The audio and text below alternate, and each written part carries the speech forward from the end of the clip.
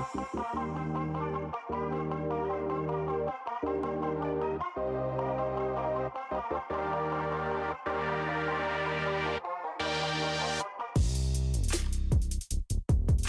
is up, guys? This is Crow from Team Triple Sleeve, back at it again with another video. Today, we actually had our Crow's Nest. We had about 30 players, if I'm not mistaken. $400 cash tournament went absolutely phenomenal. Again, this is one of our top 8 participants. Can you introduce yourself to the crowd for us? What's up? I'm Randy, aka Yellow. I like angel feathers and been on and off of the clan for a while, but I brought some spice today. I'll just put it that way. Brought some spice for us today. Before we get started into the profile, I always love to ask like interview questions. So tell me about your experience, tell me about your matchups, just whatever you want the people to know. I would say I got pretty lucky. I dodged a bunch of Prism matchups because, not gonna lie, I practiced with Masha over here. Miss Outer Orange. Yep, get destroyed every time. But Malkuth doesn't do terribly against this meta. Like, spoiler alert, it's Malekh. Yep. I mean, somehow, like, I think you just have to play entirely differently. You have to rush early, put down your entire hand, and keep your hand pretty low, because that's just how Malkuth like operates. And yeah, I'll go more in depth, you know, with the deck profile. So yeah. Got you. How was your overall experience? I would say it was really fun. So round 1, I won off of a 6 damage shield, and I took that to the bank. Like, yeah, because I went all the way from round 1. So because you were what, undefeated up until round? Up until last round, final round. 5 rounds. Yeah. So I got 2nd in Swiss, and I busted out a top 8. But you know, there's a first for everything, right? Hey, my man's got his payback. yeah. Merce got his payback on me. He bricked against me earlier, and then I bricked against him. So yeah, it happens. Again, congratulations again on the top 8 placing. Got your little cash in pocket. Got a pack here and there. Yep. Hey, man, I'm not going to have the people waiting. Let's go ahead and show them that spice real quick. Yeah. All right, my man. Show me that spice you got. So, of course, starting off, we have the man himself, Arcader Malkuth. Really good. You want to see him in your hand basically every single turn, and you just try to get that cycle going so you can get that rewrite every single time. And of course, you heal an absolute crap ton. You bring your whole damage zone out, intercept like crazy. And yeah, that's basically what it's all about. You just want to keep seeing him. And going into Shin, the unit that basically pushed the deck over the edge and gave it that aggression that it really needed, while also, I guess, basically giving you another way to free heal if you're like in a different unfortunate situation. And I would say the biggest thing that people miss out on with this deck is how to utilize the reride and all the backup plans that go into the reride. And that is basically where all your power comes from, because you get the 10k front, you get the protects, massive columns, you're hitting for like 37k, 40k with, you know, your Jofkiel and Holy Lord columns, but we'll get to that in a second. So I got a question. What made you decide to run Malekh over Gabriel? Because Gabriel was one of those decks where everybody was like, oh, this card's broken, Hemio needs to be hit, you know. Yeah. The big bad boogeyman. So I put a lot of games into Gabriel, and I would say I'm not too much of like a high roller. I like the feeling of like having control over what I'm doing.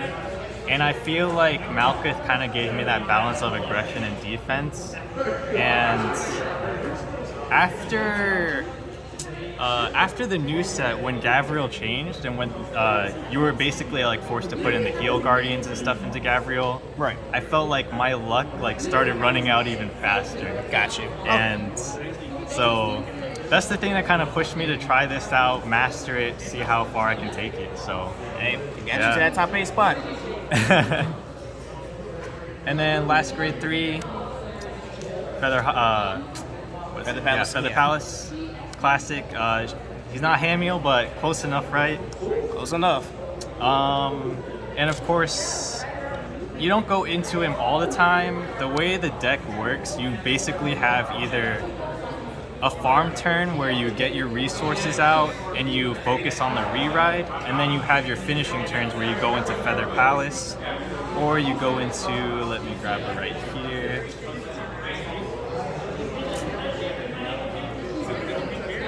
Your Amputation Angels. Since both of them give you the guard restrict, it puts your opponent in some pretty rough spots, and if you push them to at least 4, which is pretty easy if you throw down your whole hand and get a little bit lucky, then you can end games really, really early with Feather Palace and Amputation. Like, people think this is a stall deck. I totally disagree. I feel like I had 2 games that went to time. Everything else was like set in stone. I even had that one game against that Ezel player that lasted like 5 minutes. Right, I was like, jeez. But he bricked, so I can't blame him. I was like, you're playing a slow deck and the game's already over? Exactly. So we got Holy Lord Angel. One of the key pieces to keep your stuff going. What people don't realize, well, I guess most people do realize, but I guess if you're outside of the Malkuth loop, you don't have to do the stack skill. You can just bring a Malkuth from your top 7 to hand for free. So yeah, getting this out early is really good to secure at least that first Arc Eater. Or if you're in a pickle and you really need to get a Shin stack, you can, but I usually like to use the other stacker that we'll get to later. Gotcha. And for Jofgil, I mean, she's too good. She pluses you, and she's a toolbox when you need it. Actually, just like Holy Lord Angel, she's also a straight on place, not one place from hand. So I spam. On my Malkuth turns, I just recycle calling from drop, proccing both of them every single turn, and just securing not only the fat intercepts but also just plussing. And 1 copy of Zane. I like the removal. I actually was playing against Luard round 1, and what's that interceptor? Enabler? Not Brian, Jesus Christ. Carlos' name. I know exactly the card you're talking about. Grade 1 interceptor. Well, the Shadow Paladin grade 1 intercepts enabler. You know, just Shadow Paladin player. Just swing with Zane first. I popped that thing. His defenses were so crippled, and on top of that, if you get him in the early game and you push. If you swing with him last and you push with your other 2 columns, he's most likely going to be a 19k, and that just is a bit too much for people to take on turn 2. So would you bump that up in your deck, or would you just leave it at the 1 of? I would leave it as a 1 of. I wish I could bump it up more, but the utility and the skill only come up, so rarely. Often. Right. Whereas I would prioritize Jafgil, the cycling, and the guard restrict as well. Gotcha. Makes sense. If there comes a meta where you need to pop a lot more things, like when there's stuff on the field that really needs to go, I think you could. But now with Prism and stuff, like, it's really nothing. Like they want their Prisms like in drop anyways, in a way, like they recycle it anyways. So Makes sense. It's rough. And we have Persistence. You want to see this before your grade 3 turn every single game. This is your main ability to stack, and I think it just keeps you going. Like, even if you don't see a Shin after your first ride, you just Soul Blast the Shin, and then just draw a discard, of course, and then you stack that same one, and then you have the rewrite again, even just with 1 Shin out of deck.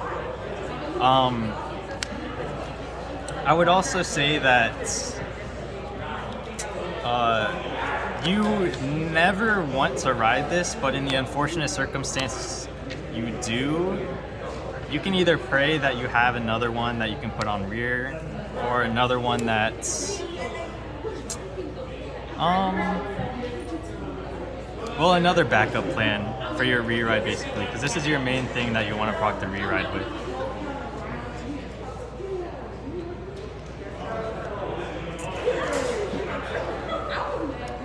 I run 3 Nakir. Seeing grade 3 is really easy. I mean, not easy, but really necessary.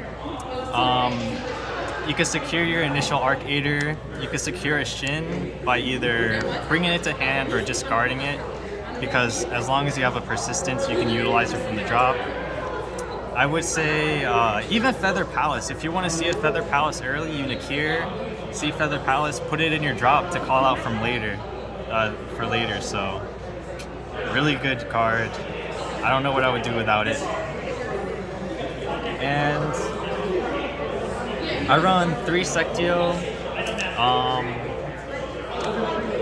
I do wish I could up this more, but I need utility elsewhere, so she's only at 3 right now. But she has resist and intercept when she's in the same column as a protect 2. And she is kind of my secret weapon against Gabriel, because on their huge Hamiel swing, they could first use their other rear guards and maybe their Vanguard to hit my intercepting front rows. So against Gabriel, I want to put this down, put all my Protect 2s here, and then it ends up intercepting for like 30k, 50k, depending on how much I have. So yeah, Gotcha. Just another edge against that matchup. Even though it's hard, I take it where I can, you know. Right. Hey, shield is shield, man. And then 2 Bellyful Meds. This card saves my butt a lot when, say, I need to get a Jafgiel proc or any other. I think that's the only CB actually besides the heal, but let's say I kind of overextended on my CB and I used the Malkuth Arc-Ater heal. Right. I could CB it back by using Bellyful Meds and then call out Jafgiel from, you know, Arc-Ater's skill, and then still be able to utilize that counter blast. And of course she fuels Soul as well, and yeah, that's pretty much it. And like everything else in here, she's pretty like loopable with Malkuth's skill. You can basically enable like a counter charge every single turn if you really need it. Gotcha. And going to triggers, since I can't go Protect 1, I need all of these. That's all I have to say about that. Right. And of course, in the age of Hamiel and a bunch of other aggression, got the heals. Heal guards changed a lot. And 8 crit. I used to run 1 draw like as a tech, and then, you know, I lost a few games because I checked a draw instead of a crit, so, you know, Right. get those draws out of here. And of course, SB starter. And real quick, I want to go into. Actually, do we have time? Yeah, you got time. You're good. So rewrite backup plans. Usually, you want to see persistence, Malkuth on Van, and then a Shin in either hand or drop. And then, of course, you proc this, take the damage. But say you don't have persistence and you need backup plans, don't forget that you can utilize these 2 in the same instance. So say you have Shin in hand, or honestly, let's say you don't have Shin at all, and you have to bank on using these 2. So use Malek's skill, Soul Blast, call 2, use Holy Lord skill first, stack that Shin Malkuth, and then afterwards you use Jafgiel, counter blast, card to hand, take the damage, discard, reride. And I think it's just being flexible with your plays and stuff like that that pushes you kind of over the edge and being able to adapt against your opponent. And that's basically it. Nice. Again, congrats again on the top 8. I appreciate you coming out, supporting me, Triple Sleeve, and, you know, hopefully next time you'll be able to slide through again. Next event will probably be Overdress. It'll probably be in April. You think you'll be able to slide through that one? Maybe. I guess it depends on the meta, but I mean, we should be in set 4 then, so. Yeah. I'll see if I can put together Magnolia real quick. Right. All right, man. Again, congrats. Thank you. All right, man. This is Crow signing out.